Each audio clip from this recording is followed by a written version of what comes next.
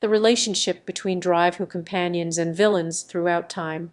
You know, when it comes to the Doctor Who universe, there's one concept that's always fascinated me, the relationship between the Doctor's companions and the show's iconic villains.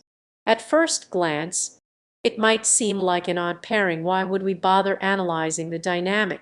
But bear with me, because this is where it gets interesting.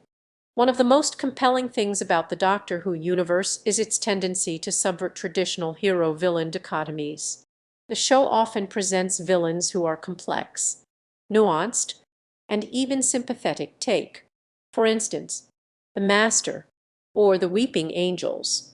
These characters exist on a spectrum between good and evil, with motivations and backstories that add depth to their portrayals. And yet, these villains often serve as mirrors for the companions, highlighting their own strengths, weaknesses, and fears. Rose Tyler, who became a companion during the show's revival in the early 2000s, was thrust into a world of wonder and terror, only to be confronted with a mirror version of herself in the form of the Dalek-enhanced Caesar. This surreal encounter forced Rose to confront her own vulnerabilities, as well as the dark potential within herself. Similarly, Donna Noble's interactions with the Cairn creatures in the fires of Pompeii speak to her own mortality and the fragility of human life. Meanwhile, the Weeping Angel's desire to move but not be moved eerily echoes Donna's own fear of aging and stagnation.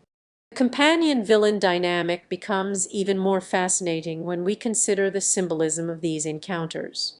The Doctor's companions often represent the viewer's own perspective, innocence caught up in a world of wonder and danger.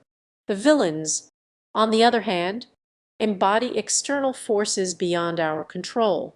When the two collide, we are forced to confront our own roles in the universe as tiny, vulnerable, yet ultimately empowered individuals caught up in the Doctor's grand adventure.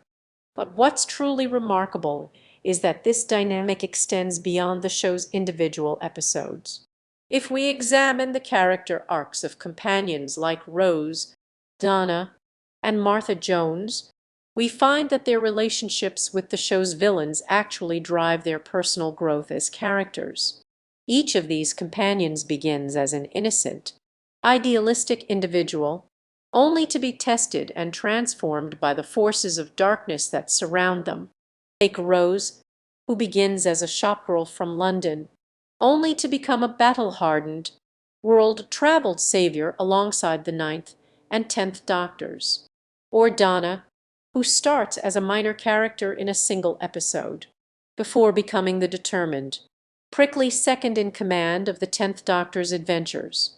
The villains push these characters to their limits, forcing them to confront their own potential and, often, to become the very people the Doctor needs to save the universe. This relationship between the Doctor's companions and the show's villains is, at its core, a beautifully nuanced exploration of the human condition. It speaks to our deepest fears, desires, and potential, and reminds us that, ultimately, we are all in this together, caught up in the grand adventure of the universe.